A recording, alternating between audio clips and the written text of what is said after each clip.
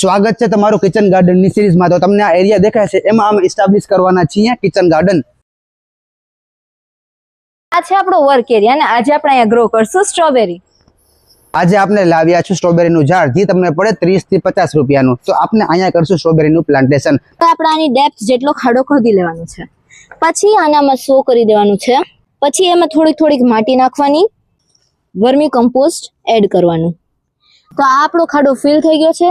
ઉપરથી વળી થોડુંક જ અમથું વર્મી કમ્પોસ્ટ એડ કરી એની ઉપર મલ્ચ માટે આપણી આગળ અહીંયા ડ્રાઈડ લીવ્સ છે તે પાથરી દેવાના છે।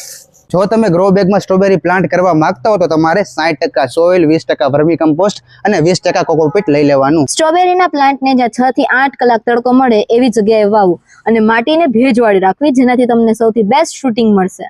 સ્ટ્રોબેરી વાવ્યા બાદ તમને 35 થી 40 દિવસ પછી પેલું ફ્લાવર જોવા મળે અને ફ્લાવર પછી આપણે 3 થી 5 અઠવાડિયા પછી પેલું ફ્રૂટ જોવા મળે। આ ફ્રૂટ આપણું સરખું બ્રાઇટ થઈ જાય પછી આપણે હાર્વેસ્ટ કરી લેવાનું। તો આજનું આપણું સ્ટ્રોબેરી પ્લાન્ટેશન પતી ગયું છે। So stay tune for next video. By.